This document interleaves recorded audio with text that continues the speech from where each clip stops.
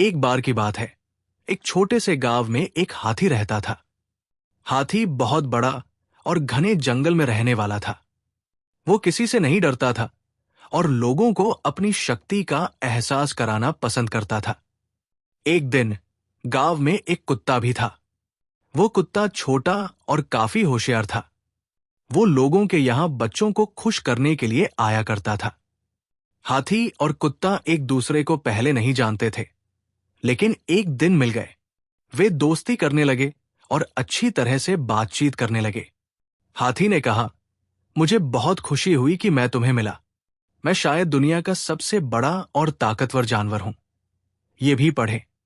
जंगल का राजा और छोटा गिलहरी कुत्ता समझता था कि हाथी थोड़ा बड़ा और घमंडी है, इसलिए उसने कहा, हाथी, मुझे मालूम है कि तुम बहुत बड़े हो, लेकिन फिर भी इंसान तुम्हें धकेल कर मार सकता है और मुझे तो बहुत छोटा और दुर्बल होने की वजह से सब कुछ बचाना होता है।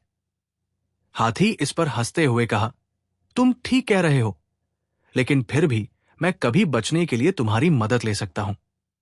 मैं तुम्हें अपनी शक्ति और ताकत से बनाया गया हूं। ये भी पढ़े। अन्य और तारों भरी रात कुत्ता गंभीर रूप से बोला, मैं जानता हूं कि तुम कितने शक्तिशाली हो, लेकिन प्रेम और सहायता देने की क्षमता मेरे पास है। यह सुनकर हाथी सोच में पड़ गया। वो समझ गया कि शक्ति और ताकत के बावजूद प्रेम और मदद कुछ भी नहीं होते हैं। हाथी ने खुद को आजमाकर देखने का फैसला किया और वो बच्चों के संगीतायन में से एक साझा करने के लिए खुद को मंडराने लगा। ये भी पढ़े। जादुई वन की रहस्यमयी परी कथा, एक अद्भुत यात्रा। ये देखकर कुत्ता बहुत खुश हुआ और उसने कहा, हाथी, तुमने सबके दिल जीत लिए हैं। तुम्हारी हमारे गांव में बहुत जरूरत थी, जहां हमेशा खुशी और प्रेम की कमी महसूस होती थी। हाथी बहुत खुश हो गया क्योंकि उसने समझ लिया था कि हाथी और कुत्ता एक ही गुण रखते हैं, प्रेम और सहायता देने की क्षमता।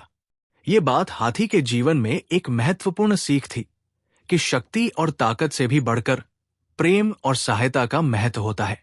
Please like, share and subscribe.